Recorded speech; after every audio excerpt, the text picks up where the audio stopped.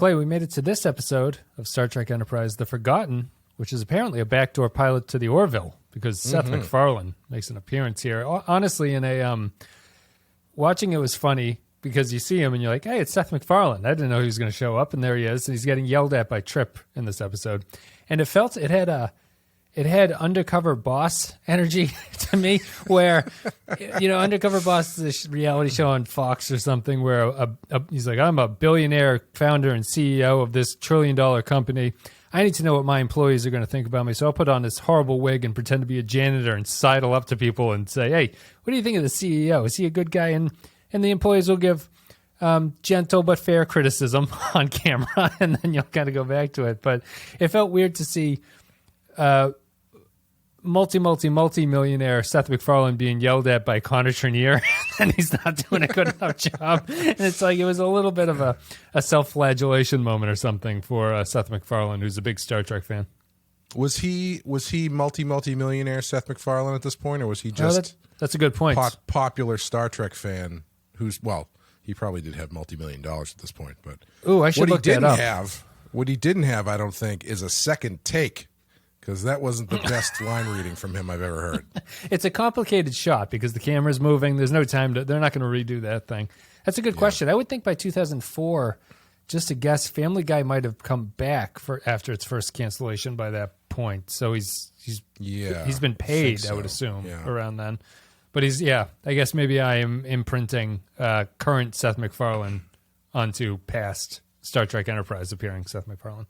Well, it was a big few years for Star Trek cameos, because they had what was it? Was it Nemesis that had Bryan Singer shows up for a hot second as the ship's exploding or something? Yeah, that's right. Yep. Yeah. There's always one person who shows up in the background that you go, oh, that guy? The Rock is in one of the Voyager episodes. Oh, that's right. Oh, that's not a cameo. That's just him trying to get work. Yeah, that's he was just Dwayne Johnson trying to shake off the stink of the WWE at that point.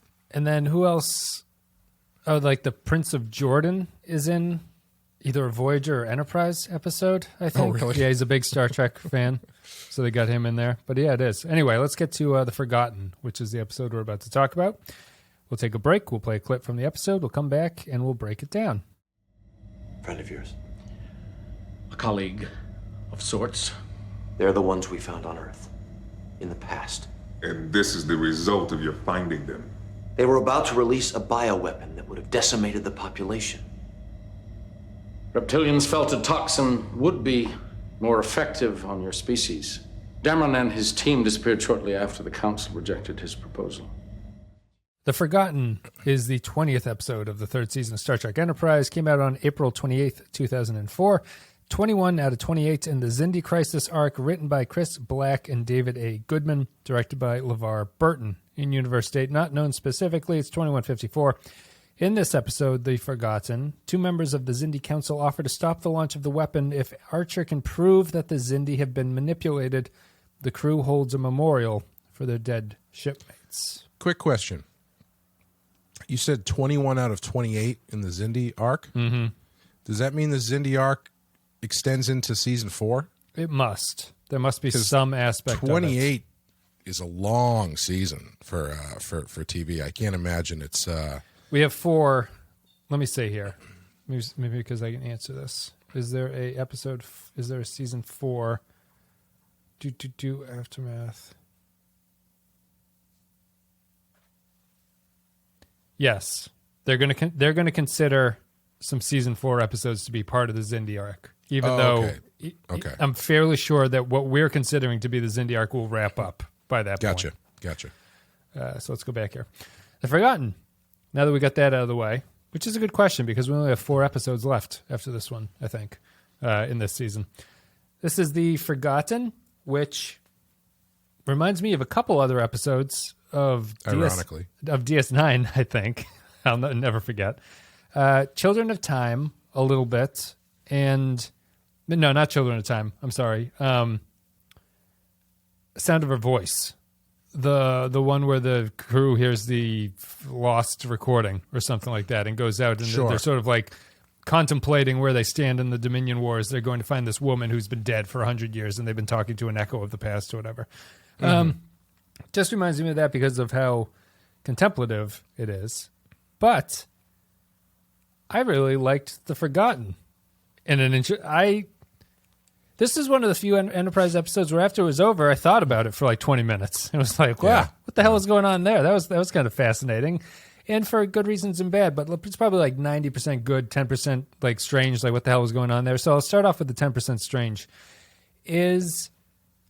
Was Trip's arc across this season, is this a brilliant save at the end, or was this the plan the entire time?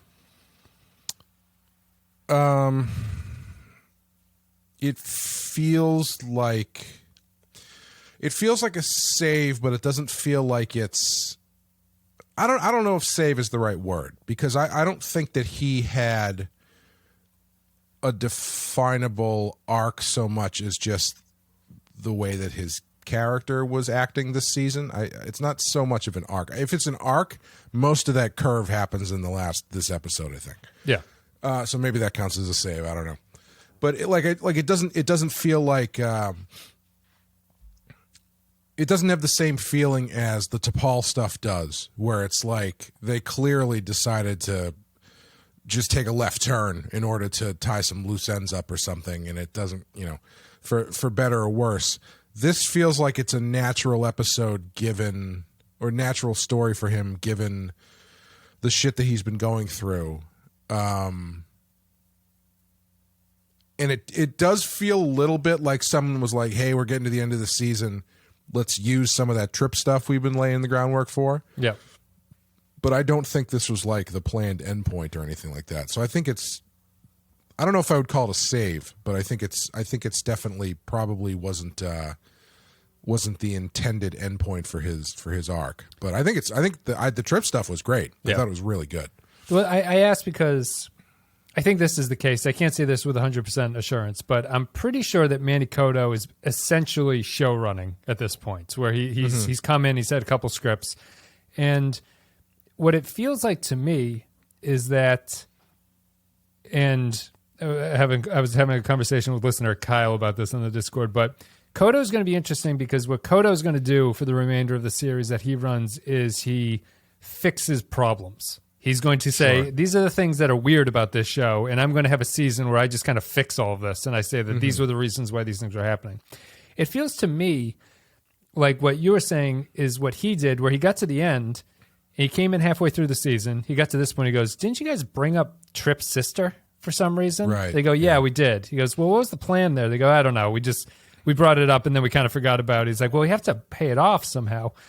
I think that the problem with it is the thing that I went back to, which I kind of identified off on the fly last episode that we talked about, but I've been thinking about it more, is that while Enterprise has managed to get its plot narrative structure okay this season, its character serialization has been terrible across this season. Yeah, It's been mostly an episodic take on character work where characters just ping pong back and forth between whether or not they remember something happened or they didn't.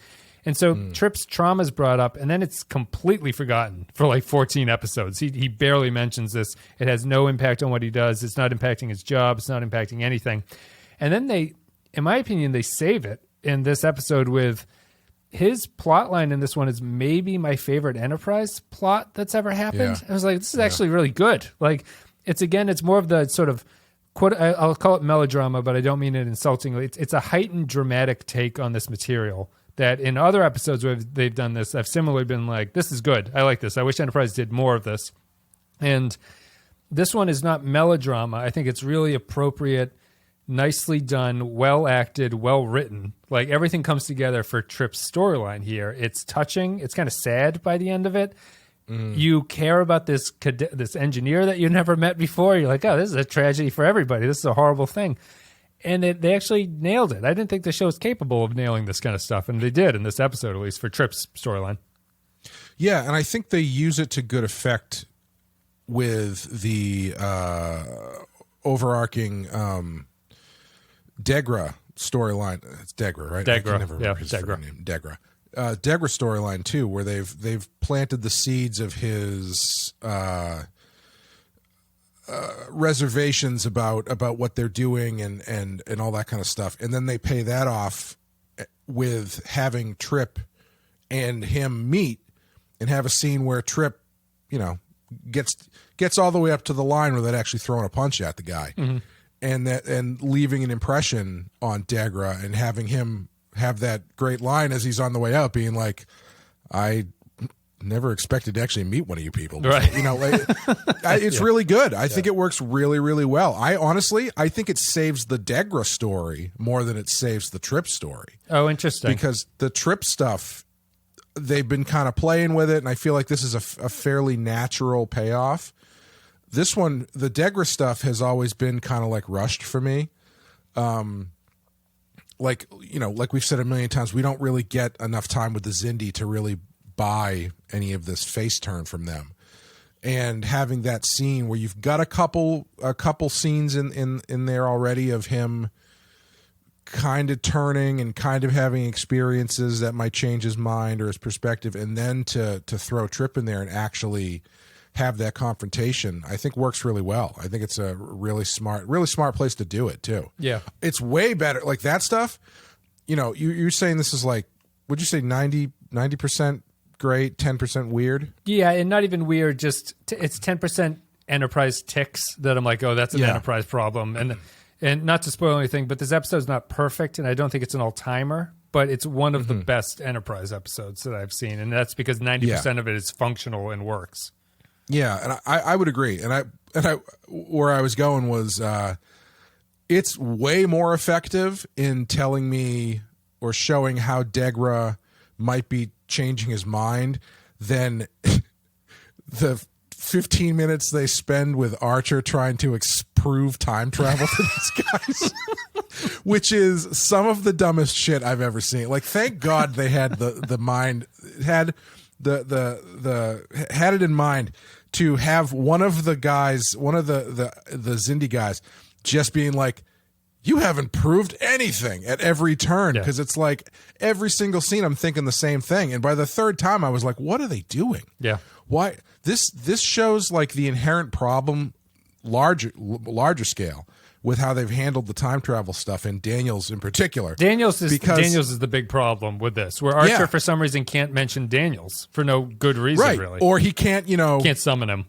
Yeah, look around and go, Daniels could really use your help right now.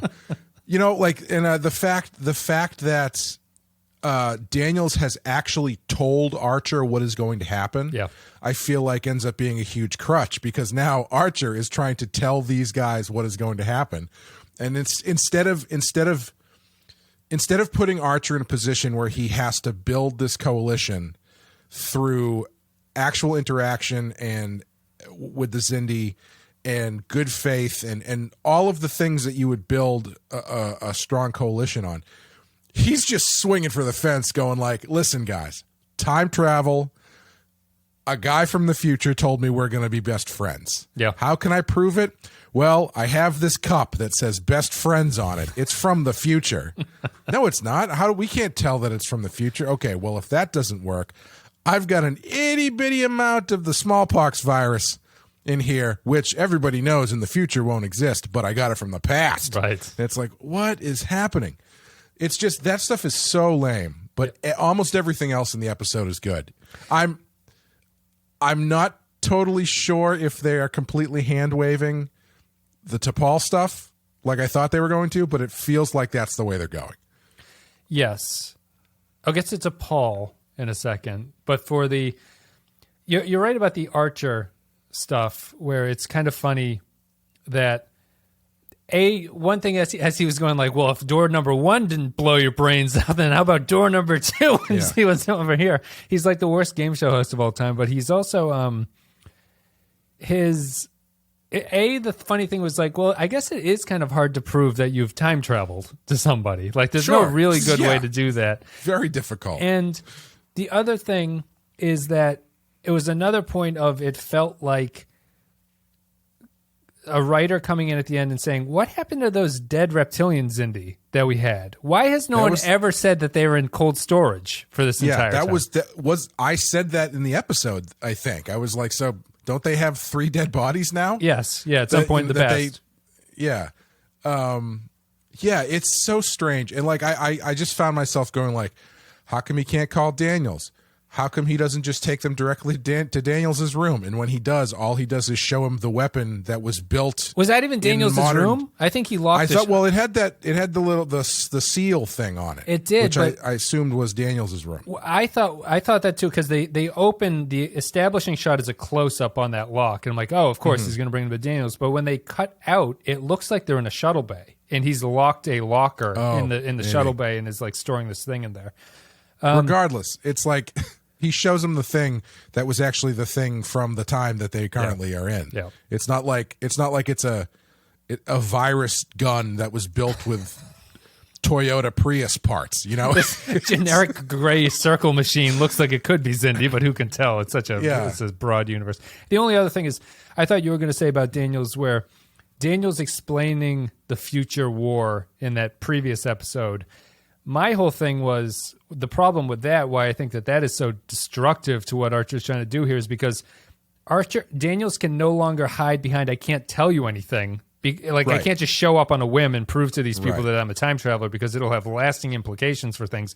He's been telling Archer everything. So there's no reason why Archer can't just be like, Daniels, can you come over here and show these people what you've been telling me about? There's no reason that can't happen, or that you don't get distracted by that. So I agree that's the weak part of it.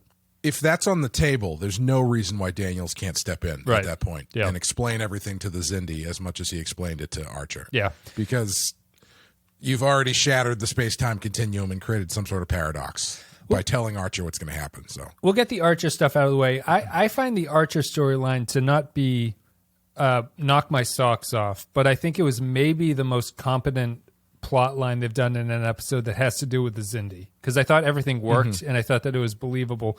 The only minor problem I have is that I understand that Archer's running a sort of, not a con, but he, as T'Pol says, he has to convince Degra that he's trustworthy and not lying. So like when Trip goes like, yeah, you killed everybody in Florida, and then Archer has to step in and say like, Trip, step back, bud. I'm sorry, Degra. Nobody likes Florida. Did us a favor. Yeah.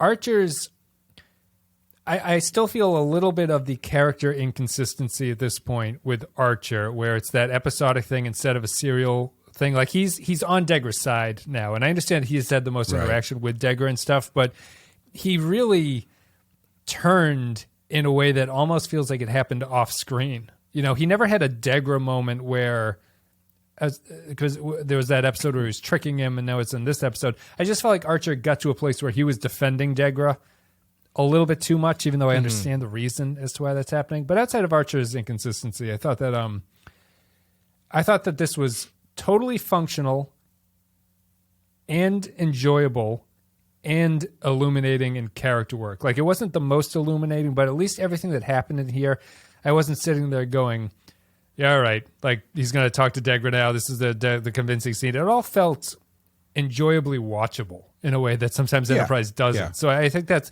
faint praise, but it does work. What I consider to be the lesser storyline of these two. It's functional and it doesn't detract from the Trip storyline in any way, which is all I think that it needs to do to be good. Yeah, it just bugs me so much though, because they spend the whole season tiptoeing around this theme of like, how far is what is Archer willing to do? He's playing with is your enemy evil, or is your enemy the same as you? They're playing with all these things, like these interesting themes, or at least they're trying to play with them. And then you get to the payoff of all that stuff, and they just undercut it by having him just explain the future. Sure. Like, there's nothing interesting. Like, you don't even have a chance for that Pale Moonlight Cisco stuff, because it's all undercut because it's just him explaining the future.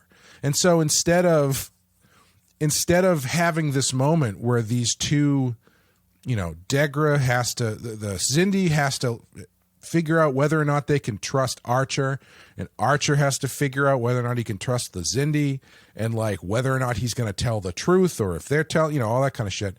It's just like you're saying, he just trusts them. Yeah. Because he has there's nothing behind him other than this is how the story ends. you need to help me get to the end of the story where everybody lives and not everybody dies. So like there's, you know what I mean? There's not, I feel like they've taken a lot of the drama out of it. Yeah. That being said, I agree. I think it's totally fine. It's totally functional, and I think it is fun to watch. And I really enjoy the Wolfman. Not believing anything. I mean, to your point about the flimsiness of this, I think is again what we kind of identified in one of the past episodes, where the entire plot hinges on just convincing the Xindi that the information they have is bad. There's nothing else on that. So in order to stretch this problem out, you just have to have an ever-increasing sequence of scenes where they just don't believe him. It's like, well, this is exactly. okay, but this is not 100% proof. I'm not going to buy into this. So it's just the flimsiness, to recap, of the Xindi and the humans don't have an actual disagreement with each other. They don't fundamentally disagree with each other. The reason they're fighting is because the Xindi believe a lie or are not convinced of the truth in the way that Archer knows the truth to be. So the entire conflict just stems from Archer having to convince somebody of something. And it's not even something that is like an ethical convincing argument. It's a time travel argument. He has no narrative story that he can tell them that's interesting. It's only whether or not time travel exists. And that's just really weak for that storyline to fall apart. Not fall apart, but all that plot has is that on it. And I think that they tempered a bit with nice Degra scenes. Degra being allowed to be a character is kind of what saves that stuff, because otherwise it would be wretched. Yeah, and that's why I think the Trip stuff is what makes any of it workable at all, is because Trip, like I said, Trip's that scene with Trip does more work on Degra than I think any of the time travel stuff does. Right. And the only way I can see them making me come around on what they're doing with Archer and how they're playing this out is if after all of this explaining the future stuff that they're just kind of going like, I mean, we're probably past this point. Once Degra blows up a Xindi ship, I feel like, he's switched sides. Yeah. But I feel like the only thing that could save it is, for me, is after all of this explaining of giving them facts about the future, even if they're not believing it, the way that he gets them to be on their side is by lying to them. Yes. You know what I mean? Yeah. That would be interesting, because it's like they talk about how the humans are good at deception and stuff, and he's trying to be straight with them. He's trying to give it to them, and it's not working. So he has to bend the rules a little bit, and he has to, he runs out of time. Pool. Yeah, it runs out of time and has to do something drastic about it. Less drastic than throwing a guy out of an airlock or whatever, but he has to. Yeah. That would be interesting. I think that they've undercut that by saying that the Xindi become Federation members in the future. Like, I could see if that was not the case, if Daniels had said some cryptic thing about like the Xindi do not become members of the Federation, I could be like, oh, it's because Archer poisoned the well here to save. Well, I think I'm thinking something like that. He lies to them in a way that they don't. There's no way they could really find out the truth unless he told them. You know what I mean?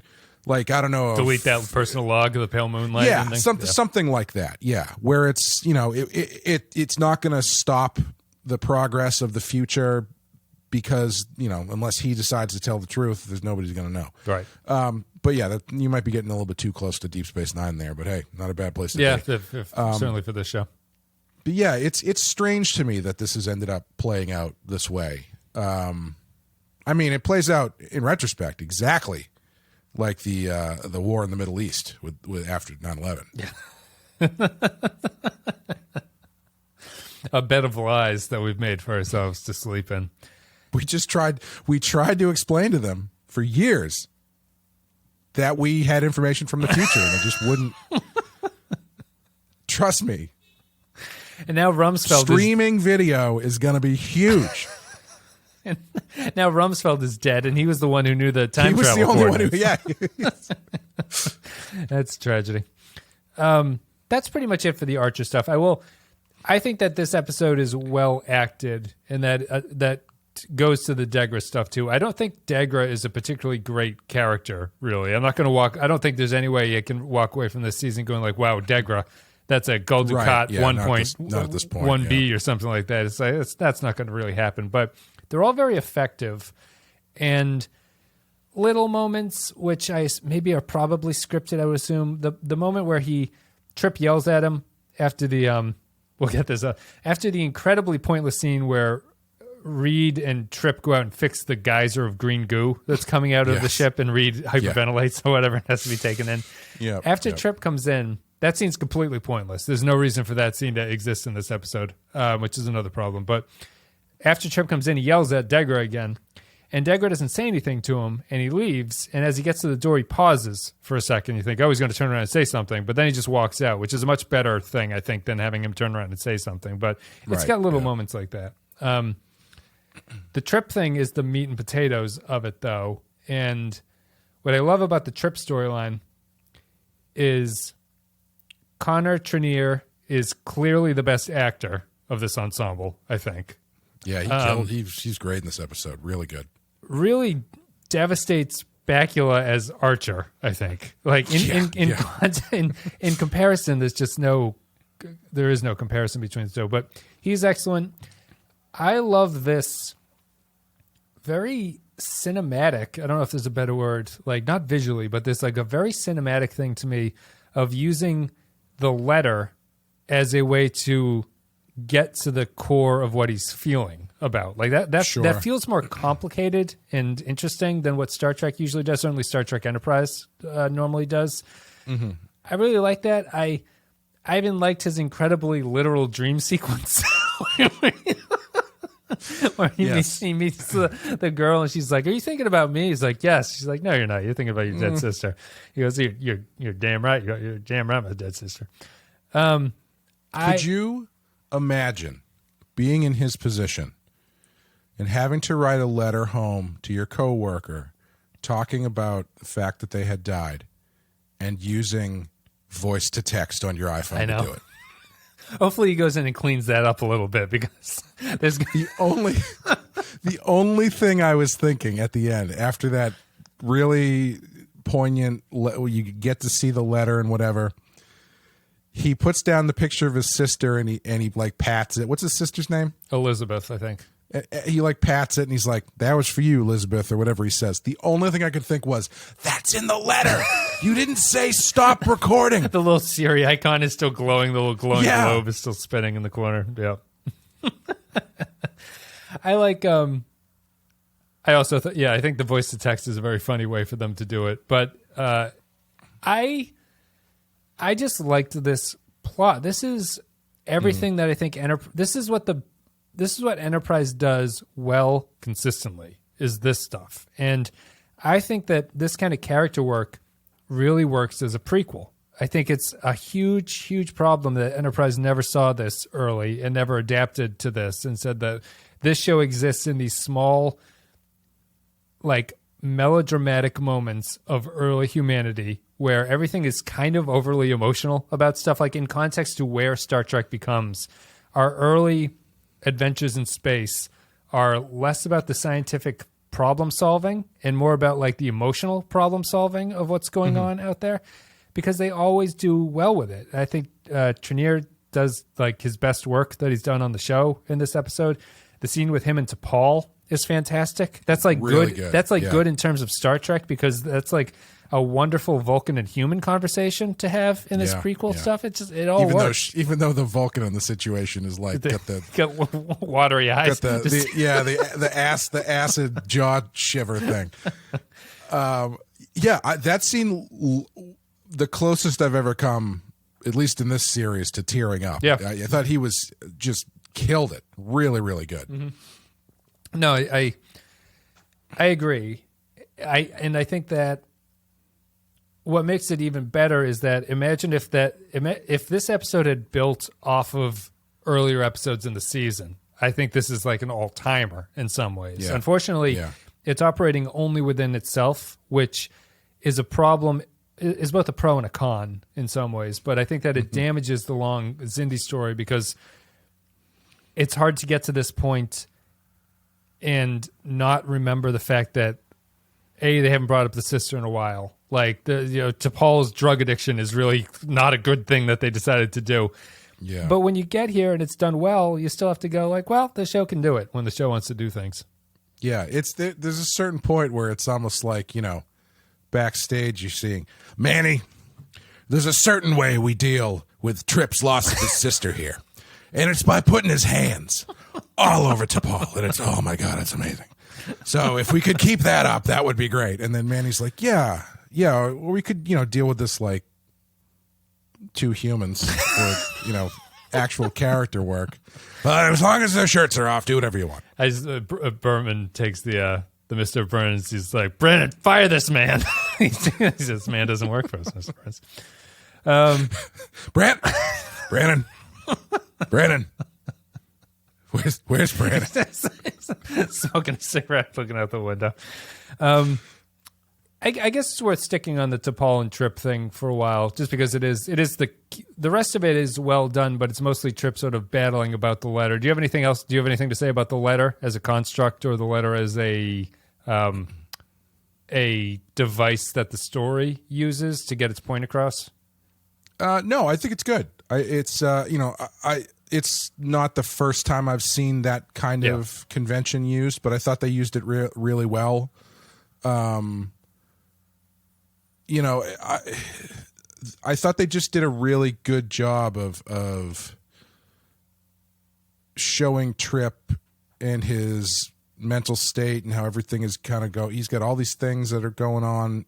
He's trying to work on the ship, but he hasn't slept in 2 days, and now he's got to write this goddamn letter. Yeah. Like, I thought that stuff worked really, really well. And yeah, even the dream was kind of, like you said, it was very literal, but I thought it worked pretty well.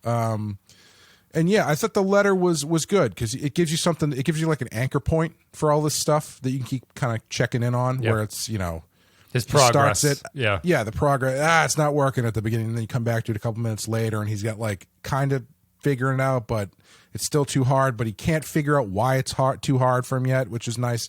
So there's like there's an arc built into the story, which you'd hope there would be. You'd hope, yeah.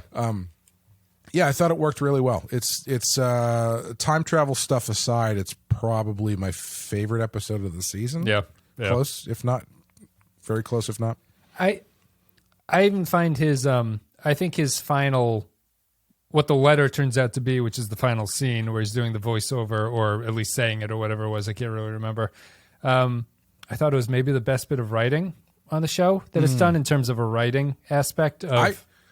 I was impressed that they had him do it, because actually there was a part of me, letter, there was a part of me that was thinking it was going to do one of those things where where he starts with the beginning and then they kind of like fade out as he's getting into it and leave it up to you. I was impressed that they actually were like, no, we're going to write this letter and he's going to read it and it's going to be great. Yeah. No, it was good. I was, it is emotional. It's like he's talking about, like a life just being gone at a certain point. I was thinking about my kids. It's like, it's like, oh, this is actually like, this is emotionally interesting in a way that this show hardly ever is.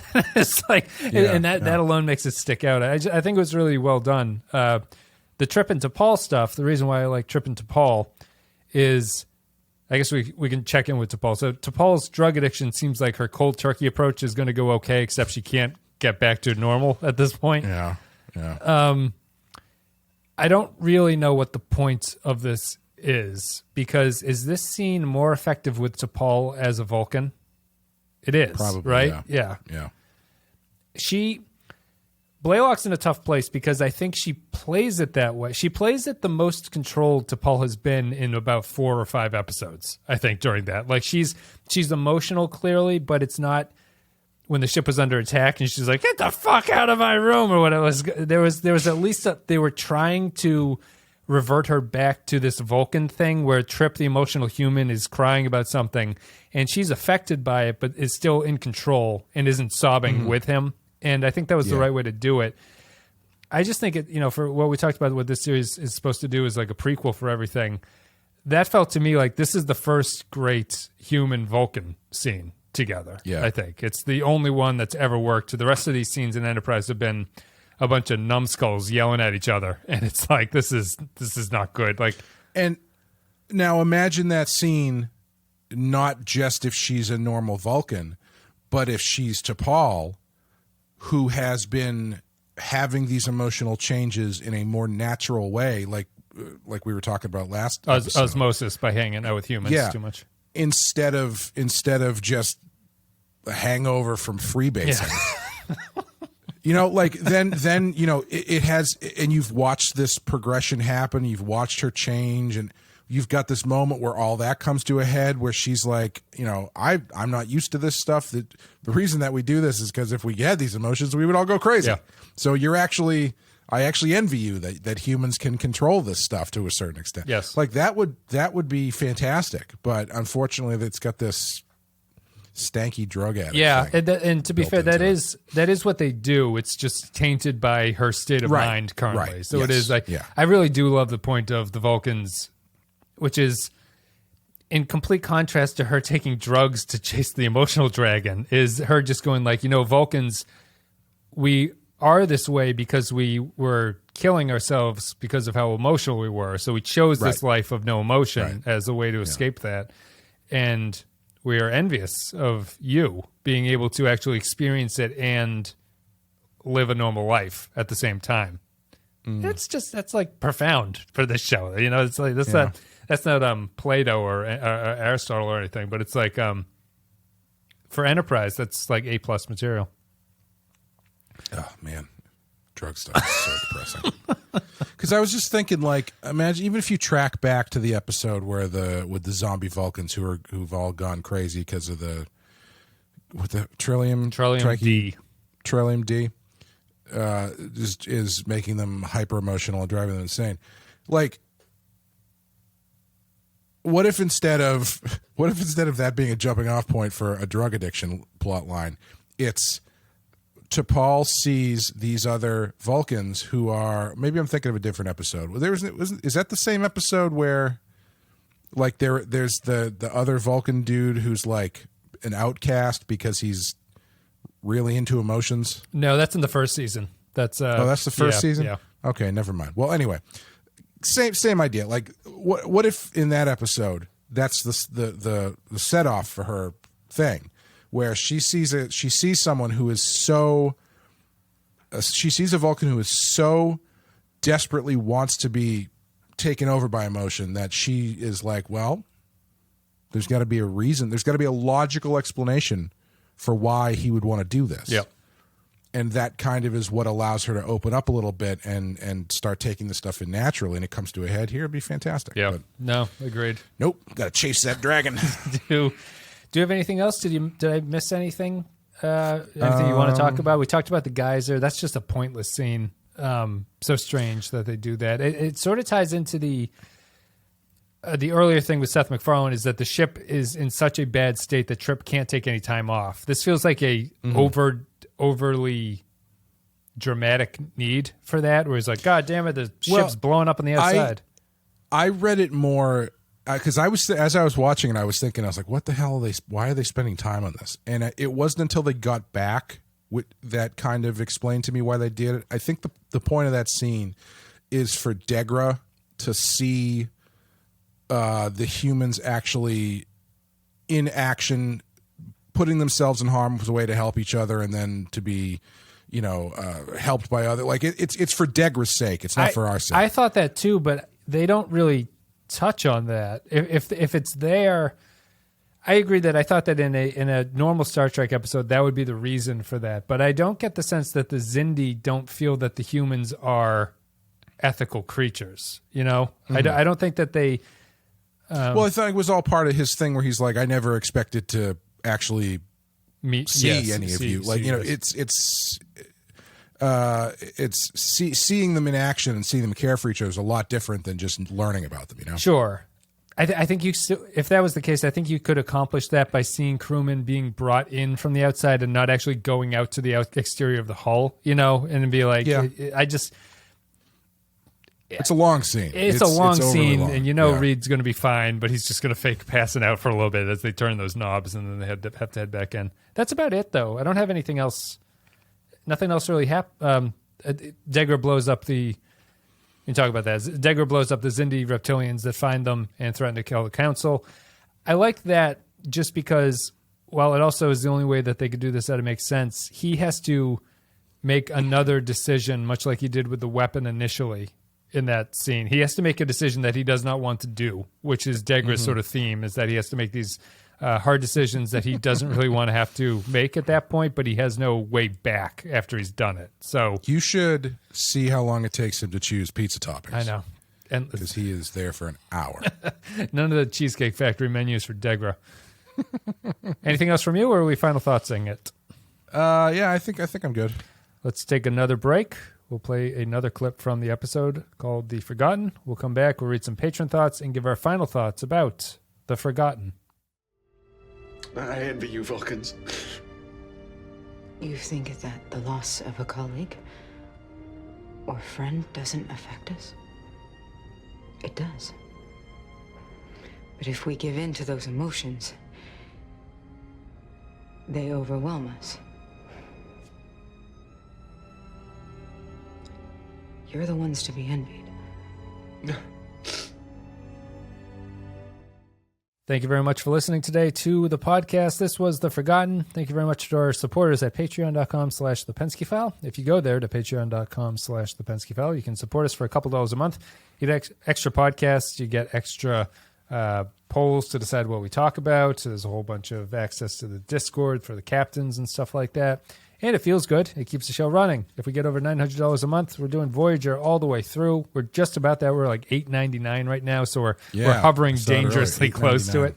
But that's another perk to that. If you want full coverage of Voyager, it has to be over that goal for the entire time. And that's about it. We did Battlestar recently. I'll put up the poll. Oh, it'll already be out by the time this comes out. So whatever comes out this month, we're a little bit ahead of the game. A special thank you to our Captain Tier supporters who are Tarek Latif, Samuel Custer, Joint Mango, Kyle Barrett, Mike Burnett, Andrew Churlog, Matthew Ross, Michael Pond, Christian Pouch, Matt Cutler, Nick Sergey, Grim Santos, Sean, Cardinal Doomsday, Bradley Killens, Dwayne Hackett, Kevin Reyes, Fall 13 Hero, Jordan Cooper, Russell Elledge, Darth Mosk, HH28, Stefan Minton, Derek Zajac, Paul Roscoe, Jake123, Poindexter G, Patrick Seba, Dave Davies from the Kinks, Johnny Franceschi, Captain Brazen, Eric Sanchuan, Jakey's Gamer, Kevin Lowry, Corey Martin, William Scheisler, Nick the Rat, Rayhan Jaffer, Grapple John Zorn, Soylent Blue, Zane Mages, Olivier Pardue, Retail, Tom Hickey, Jose Hunter's EWNF Remixes, Captain McMunchausen, James McLennan, Beal, Jonas, Lokai, and Tommy Tango, Tuvix Must Die, and Chris McLaughlin. Thank you very much, everybody. Do we want to tell everyone the news? Because I feel like I don't want to. Like, if I knew Bigfoot was fake, like, definitively, would I want to tell a Bigfoot fan that Bigfoot was fake? You know, right? Would you want to shatter dreams, bring your harsh reality in on things? I mean, I guess we may as well. We have confirmation that Dave Davies is not actually Dave Davies from the Kinks. It was brutal evidence that was presented to us. It was. I said this on Twitter. It was like when I found out who killed Laura Palmer. It's like, wow, that just ruined the show for me. I don't know if I can really get past this. It's kind of the driving engine is gone now. The podcast is going to end 10 years down the line. We'll meet up in a bar somewhere just by happenstance, and the Kinks will come on, and we'll just be back to square one. Thank you very much, patrons. That's not to say Dave Davies from the Kinks might not be a patron in the future, because Correct. We know he likes Star Trek. And we've tagged him in these Twitter threads so often, he might just feel like, what the hell's going on? Which I'm sure he loves. Or whoever's looking at it, running his Twitter account loves. That's it. Thank you, patrons, for supporting us. Thank you very much for listening to everybody. Let's go to patron comments now. If you leave comments, if you're at the $5 and up level, you can leave your comments on upcoming episodes. We read them. There's 8 of them, I think, here. Matthew Ross says, The Forgotten. Do we need a recap back to Florida? The pause episode is most convincing when showing Trip's anxiety and guilt over writing the bad news to a dead crew member's family and the stress of holding the ship together with duct tape, as well as his hatred of Degra. Excuse me. T'Pol's drug withdrawal and emotional addiction is another take on how Vulcans have or not have emotions, and that the addiction is affecting her self-control. The Xindi quotient is a bit flat. Archer's proof is really thin. The Wolfman is correct. Why is Degra super quick to trust Archer? Ensign Seth MacFarlane, fix it right or draw cartoons, damn it. A sad, but for me, good episode. 3 hull breaches out of 5. Rayo says, The Forgotten, the smartest thing the writers could do was put Degra and Trip in the same room together so we actually get some substantial character conflict. Connor Trenier is finally unleashed to show his acting chops and quickly shows he's the best actor among the Enterprise cast. It's becoming clear to me on rewatch that Enterprise squandered Connor Trenier by having him act as the dumb and incompetent hick while putting the show's focus on Bakula. Archer's subplot of forging an alliance through technobabble evidence almost becomes an unwelcome intrusion on the more interesting character work with Trip. Unfortunately, the dream sequence didn't really feel like a dream given how on the nose it was, but at least it was getting a very important point across instead of just wasting time. 5 out of 5. I did think it was really funny that it was so literal that he has to go, oh, I'm dreaming. This is a dream. He's just should just end with him laying down on his bed, and then it just cuts to him just waking up from his bed, and it's like, oh, that's it. Or they should have gone the other way and been like, this is a dream, which means I can fly, and then he just floats off. It's we talked about it before, but I always think of Virtuosity when Sid 2.0 or whatever realizes that he's back in the virtual reality world. He's like, you're in my world now, Parker, and just the universe starts bending in on everybody. I think that's what I would have appreciated. Latte Librarian says, The Forgotten Trip storyline is the best one in the episode as he deals with the grief over losing his sister, his shipmates, and the ordeal of being asked to be nice to the guy who built the Xindi weapon. Glad it doesn't look like we're going to have a running addiction story for T'Pol. Despite the Xindi story coming to a head, I'm struggling to care about it. I'm giving this a 4 out of 5, but I wonder if it's Enterprise specific. Is this a 4 or a 3 for DS9? Kyle Barrett says, The Forgotten. I think of this as episode 3 of the Xindi Arc Reclamation Project, in which the writers are rectifying the flaws of the storyline so far. First, the events of Carpenter Street were turned into a legitimate plot point. Then T'Pol's questionable Vulcan behavior was explained. And now Trip's sister's forgotten death is being examined. The Degra scenes are repetitive, and the big green fire flume is unnecessary, other than to show that Malcolm is desperate to kill himself while outside the ship. But otherwise, this is a good episode. A belated character study for Trip and Connor Trenier proves himself the best actor in the show. It's interesting to see Seth MacFarlane's cameo in proper Star Trek before creating and starring the Orville, the television equivalent of MacFarlane filming himself putting on a cheap cosplay costume, whipping his cock out, wanking for 45 minutes, finishing on the camera lens, and then expecting us to thank him for it as the credits roll. 3.9 out of 5. Oof. You say 3.9? 3.9 out of 5. 3.9. Point Extra G says, The Forgotten. Yikes. They seem to want to make Degra out as a Robert Oppenheimer type figure, someone who did what they thought was necessary, but also very torn about what he created. It still seems a very sudden jump from that to siding with the enemy he was creating the weapon to be used against. It seems even more sudden for Sloth Guy, who never showed any notion of ever believing Archer. The other major plot line, Trip's entire arc this season culminating at the end of the episode, is very well done. From a production standpoint, I'm still extremely impressed with how they've managed to continue to show Enterprise's extreme damage. I will say that. I didn't mention that in the last episode, Damage. The production design on the ship at this point is really good, I think. It's really interesting. Yeah. It's very convincing. Yeah. While also they're not really going overboard. Like I noticed, I forget, I think it was whatever room is the one that has the drawings of the ships on the wall. Mm-hmm. I don't know if that's the ready room or whatever the hell it is. They're like little conference room where they sit around that table. Yeah. I noticed that the way that they made it look busted up was they just had like a foreground beam that they like wrapped a wire around and kind of dangled from it. And it reads completely as though it's like, oh, this is a busted ship. Yeah. Yeah, it's good stuff. Yeah, I think that LeVar Burton, again, we didn't even talk about that really. It's he's a good director. Yeah, I'd have to look up his list. I feel that he's not a camera work director, but I feel that he does a lot of character stuff and it comes off really good. I feel that his episodes are really like character work ones and they work well. It's not like Roxanne Dawson, I always notice her camera work. Like she does things with the camera that the show never does. LeVar Burton doesn't really. He's very stationary, but he's good with he's an actor's director, I guess would be the takeaway from that. This is going to date the podcast, but do you think he's going to get the Jeopardy gig? No. I don't think he's name enough to do it. Yeah. I don't know. Do you want a name? That's a tough one. I feel like that could go either way because I don't think like Alex Trebek was a name when he took over. No, Jeopardy. but I think that now in the age of like trying to make this a big splash event to get people to continue watching Jeopardy, Maybe Jeopardy's concept is strong enough where you could have anybody in there doing it and it's going to be fine.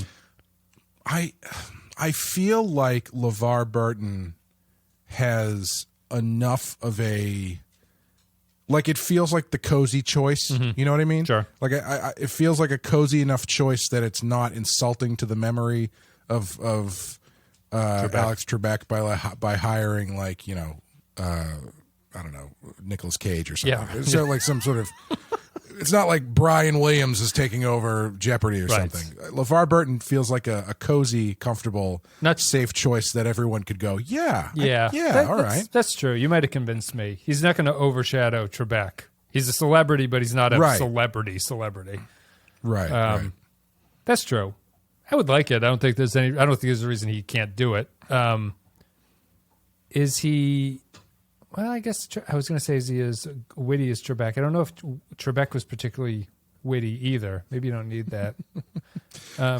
Trebek was witty like a guy who had been working a job for a very long time. He knew all the answers to anything a contestant was going to say. He's like, I've heard this 17,000 times, and I'm going to know exactly what to say back to you. Thank you, Point Extra G. Next comment is Nick Sergi says, I love this episode. Everything about it. It feels really, really focused on the drama and the characters and the furthering of the Xindi arc. Degra and the other Xindi werewolf dude, Jannar. I love how Jannar was so dismissive. He just folds his arms at everything, no matter how incredible it might be. The highlight of the episode was watching Trip break down. Trenier killed it here, and really the scene was a bonding between him and T'Pol that just worked. I love the line about how he envied Vulcans. Her response is great, how humans should be envied. To me, this is how you write good Trek, because it remains in keeping with the history of the franchise, but adds something new and personal to the lore. A perfect episode, or at least pretty close. 5 dismissive Xindi out of 5. You know, the werewolf guy, I forgot to mention, I really noticed in this episode how impressive his performance is even more, because he has perfect diction through a ridiculous set of teeth. Yeah. He's got like these big buck beaver teeth in that mask, and he's just like, he doesn't have that like Klingon thing where they have the teeth in, so it kind of slows your speech. But he doesn't have any of that. It's perfect. He's a man who can project. Those are a lot of close-ups on them. They have extensive makeup work for those guys. Yeah. Colonel Doomsday says, the Forgotten Archer manages to talk Degra and Jannar into believing his claims about the sphere builders reshaping the galaxy for their exclusive use. Trip has trouble writing a letter to the parents of a dead crew member who we never have seen or heard before. See Voyager Season 618, Ashes to Ashes, and Babylon 5, Season 5, Episode 8. This time it's Trip who gets annoyed at the Xindi, and Malcolm Reed still has a death wish when working outside the ship. How are the humans and Xindi even able to understand each other? 3 ruptured EPS conduits out of 5. Kirk. No one asked me to write a letter, and all I did on Enterprise during the Xindi War was write, because we were off screen for most of it. That's the good. Kirk. That's the good thing in Beyond in that final sequence where he's yelling at Balthazar talking to Kirk. He should just pull out a handful of letters and just throw them at Kirk's chest. Look at these little letters I've written. I wrote a letter to that engineer's parents, and Archer didn't like it. They didn't write back. What's the protocol here? He said there were too many Seinfeld references. Rayhan Jeffers says, The Forgotten, kind of a strange choice to have a rom-com episode in the final stretch of the Xindi arc, but sure, okay. This episode where a woman from Archer's past shows up in a shuttlecraft with a supposed half-Xindi son raises suspicions immediately, and Daniels appearing and claiming he introduced them raises even more questions than it answers. How would the timelines even work? Surely Archer mating with a primate rather than an arboreal Xindi would make more sense. 2 creepy Archer bastard children out of 5. I'm sorry. I think I blacked out halfway through that. What? That's a Discord joke right there. From Rayhan Jaffer. So if you guys want to be in on the joke about what he just did, you can join the Discord. And you can join the Discord and scroll back through hundreds of messages until you figure out what the hell you just heard. Go back 3 weeks and look for Ray J on the Discord. Thank you very much, everybody, for the comments. Much appreciated. Thank you for supporting the show. Clay, what are we going to give this one? Do you want to go first, or do you want me to go first? Yeah, I'm gonna give it a 4. I thought it was great, but I didn't really think it kicked into high gear until like the second half, because that's when they really start getting into the character stuff. I think maybe the Green Mist stuff might be like the dividing line. Sure. Because everything before that is a lot of yelling about the future, and that stuff kind of is taking precedence over the good Trip stuff. But then at a certain point, they just push all that stuff to the side, and it's just about Trip, just about Degra, just about that collision, and that stuff is really, really good. So yeah, I'm gonna give it a 4. I think it's a close. This is definitely, like I said, I think this is probably my favorite episode of the season. Yeah. But I don't quite think it's a 5. Yeah, that's fair. I'm also going to give it a 4 because it continues my thing of I have not given a 5 yet to Enterprise, but I think this is one of the best episodes of Enterprise that they've done so far. So you're just one of those teachers that never gives an A+ just out of principle. No, that just screws up the bell curve or whatever. You gotta start people down realistically.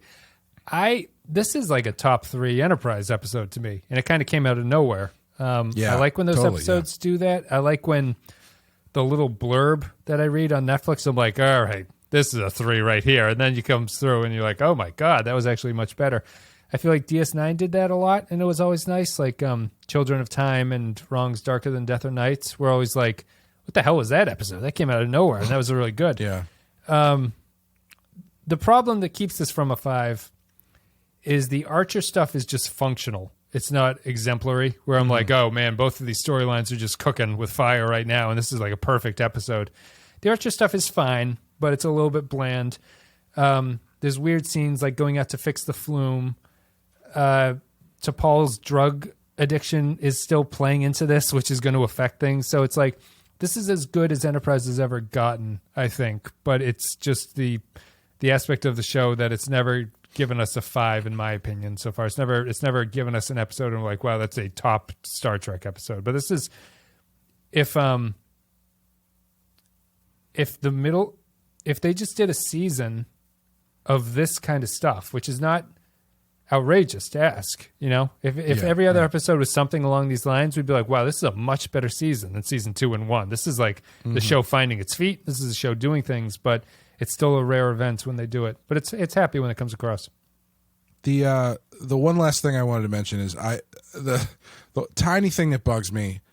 I don't know if bug is the right word, but I have this weird, slightly OCD thing storytelling wise about, like, I don't like unnecessary movement a lot, and when actors are just talking to each other.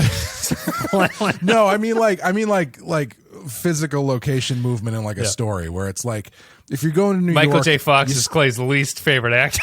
Yeah. Ouch.